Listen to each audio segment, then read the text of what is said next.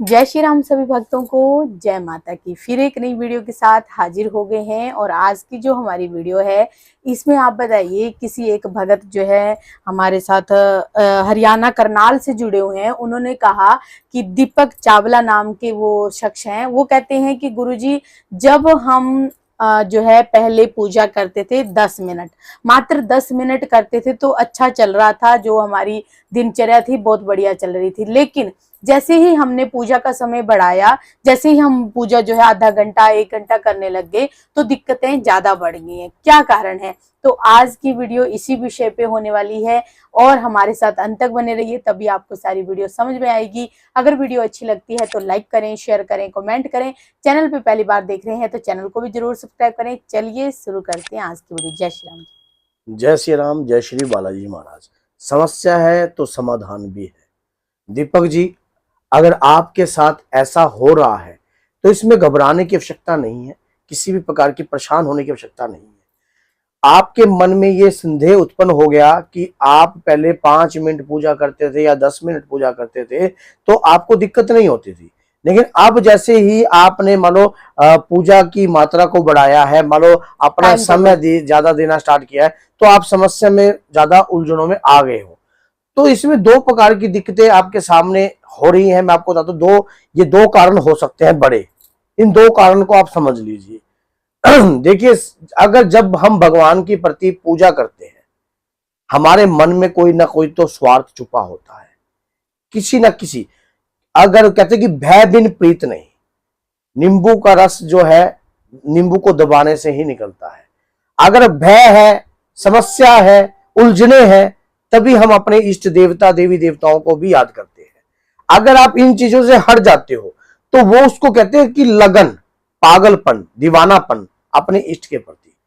अब क्या होता है कि जब आप पूजा की मात्रा को बढ़ा रहे हो, इसका मतलब यह भी है कि कोई ना कोई नेगेटिव एनर्जी भी आपके घर में हो सकती है।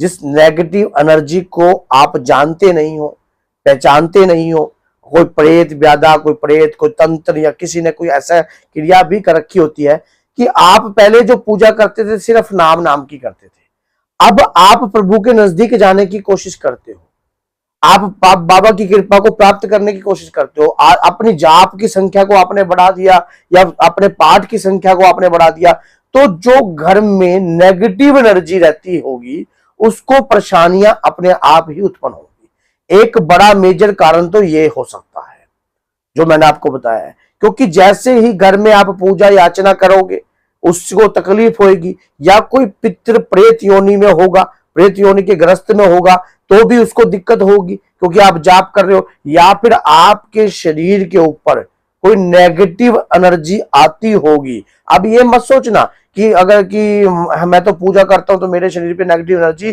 कैसे आ सकती है। नेगेटिव एनर्जी पूजा करने वाले के शरीर के ऊपर भी आ सकती है, ये क्योंकि जिसमें अग्नि तत्व की मात्रा ज्यादा है, क्रोध ज्यादा है, या कुछ ऐसी प्रक्रिया होती है जो भगवान को सिर्फ नाम के लिए पूजते हैं, तो नेगेटिव एनर्जी उनके शरीर को अपने अंडर करने की कोशिश करती है, उनके मन को नेगेटिव करने की कोशिश भी करती है। प्रेत उनको पकड़ने की कोशिश भी करता है। प्रेत शरीर पर आकर पूजा करने वाले के शरीर को भी पकड़ता है, ये मत आप सोचना। तो इसमें कई बार दिक्कतें, एक ये बड़े कारण हो सकता है दिक्कतों का। दूसरा जो कारण है, अगर आपकी भक्ति पहले 5 मिनट तक की थी, 10 मिनट तक की थी, और आप आपके मन अंतर मन में एक इच्छा उत्पन्न होने लगी है, भगवान से लगाव अगर उत्पन्न होने लगा है, अगर कहीं ना कहीं भक्ति लगाव आपका ये हो गया कि मेरे को मतलब पूजा करने में मजा आ रहा है लेकिन दिक्कतें मेरी बढ़ रही हैं, मतलब जब मैं पूजा करता हूं तब तो मुझे आनंद आता है लेकिन दिक्कतें मेरी बढ़ रही हैं, तो कहीं ना कहीं ये भी हो सकता है कि आप अपने समय ज्यादा बढ़ा दिया, मतलब नजदीक ज्यादा जाने लगे भगवान के देवी देवताओं के, तो उनकी परीक्षाएं भी छोटी छोटी उत्पन्न होती हैं। वो परीक्षाएं, मन को स्थिरता नहीं होती, मन में परेशानी उत्पन्न होती है। देवी देवताओं को पूजने से मन में परेशानी भी उत्पन्न होती है। आप ये मत सोचना, कभी आप मन में सोच रहे हो कि आप हनुमान जी को पूज रहे हो, अगर हनुमान जी से लगन लगाने की कोशिश कर रहे हो तो हनुमान जी के वीर आपकी परीक्षा लेंगे, वो आपकी परीक्षा लेंगे, आपके बार बार आपके मन को डिस्टरबेंस करेंगे, मन को बदलाएंगे भी, मन में एक आपके बेचैनी सी उत्पन्न रहेगी। तो ये कारण भी आपका एक उत्पन्न हो सकता है अगर आप मान लो पूजा की मात्रा को बढ़ा रहे हो। हाँ, इसमें एक ही उपचार मैं आपको बताता हूं। जब आप पूजा करते हो, आप अपना नित्य नेम बना लीजिए कि मैंने 10 मिनट 20 मिनट देने ही देने हैं। समस्या तो आएगी आएगी।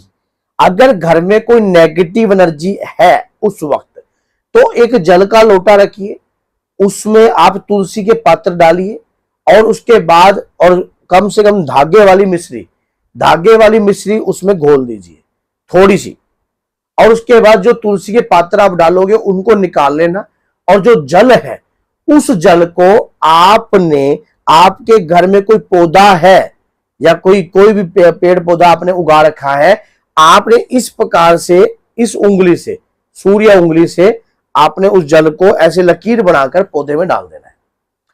अगर कोई भी नेगेटिव एनर्जी होगी, प्यासी होगी या तड़प होगी या प्रेत योनि में कोई घर का पितृ भी होगा, तो वो उससे आकर उसे ग्रहण करेगा, जिससे उसकी आत्मा भी तृप्त होगी और आपको किसी भी प्रकार की परेशानी नहीं होगी।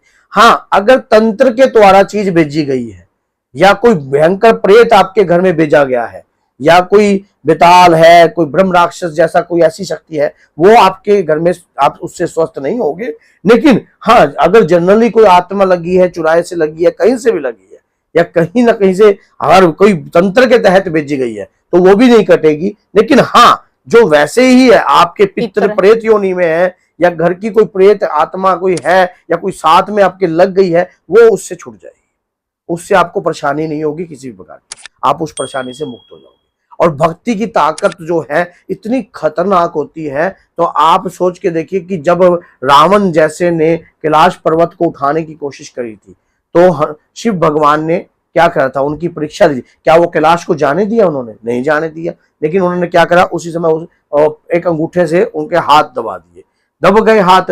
लेकिन उन्होंने अपनी भक्ति को एक संगीत के रूप में पेश किया, मानो शिव को प्रसन्न किया भक्ति को, और उस भक्ति से शिव प्रसन्न हुए और आत्मलिंग उनको दिया। तो उसके बावजूद भी क्या रावण आत्मलिंग को लंका में ले जा सका? नहीं ले जा सका। उसके बाद भी शिव की ही परीक्षा ले रहे थे। उन्होंने गणपति जी के माध्यम से वैद्यनाथ में वो शिवलिंग को रखवा दिया कि नहीं रखवा दिया? तो भगवान के कई हथियार है, कोई एक नहीं है। आप कभी सोच रहे हो, क्योंकि वो हर किसी में वास करते हैं, वो अपने भक्त की परीक्षा भी लेना स्टार्ट कर देते हैं। तो भक्ति को घटाना नहीं है, बढ़ाना है। तो बोलिए जय सीताराम, जय श्री बालाजी, जय माता।